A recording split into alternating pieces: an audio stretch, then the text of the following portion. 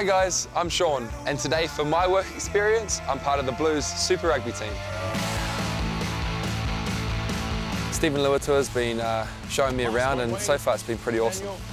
Sweet Sean, looks like you're really stretched up. We've got some agility drills over here. Why don't you jump in and enjoy yourself. Good luck. Sure it is. Cheers. With the speed session coming up, as long as I don't trip over, and I really don't want to trip over, I think it'll go well. So you know the drill, can't trip on your ladder. If you do trip, just complete the drill, but that's a DQ.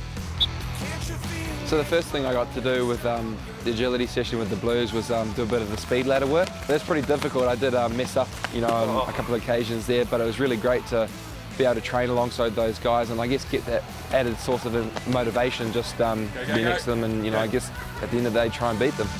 Nice. Sean wins, grab a drink, bottles are there. Just walk down to our next drill. The next thing we had up was the resistance training, where we had one player holding the other back and just letting them accelerate away after about 5 metres. It was good to see that, even when he was holding on to me, that I wasn't, too far behind the 8 ball and was able to, really power away once he let go. Nice. With the shadowing drill, it was all about really staying close to the guy you're marking and just making sure he didn't get away too far. I mean, I felt I went pretty well with it, and in shadowing I kept up with Liaki for a wee bit at the end there, and then got a bit excited. You get too excited, Sean. I was able to get away from him as well, which was good to see that I wasn't really too far behind in terms of speed and stepping and stuff like that. So it was just, a great feeling. Got you off the stuff. Sean went real hard today. Mixing up the big boys, like Liaki, Morley, Filo, Bolo, other guys in his position. He didn't look out of place. He's got a lot of great footwork, a lot of potential. So what do you think? After being with the Blues today, do you want to be a professional rugby player? Yeah, definitely. Yeah, just being here and being part of it all today has definitely made me a lot more motivated than I was before.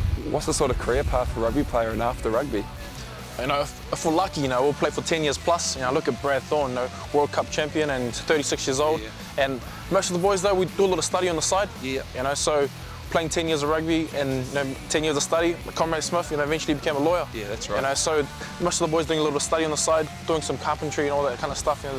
Stuff that boys are really into. Yeah, so Steve, thanks a lot for letting me come in today, bro. It's been really awesome being part of the Blues setup, and I can't thank you enough, So hopefully see you around in the future. Yeah, looking forward to it, Sean. Now that I've had a taste, of what it is to be a Super Rugby player with the Blues, I feel pretty heartened in that I'm definitely heading on the right path, and keep taking the steps towards the ultimate goal of being a professional rugby player and an All Black.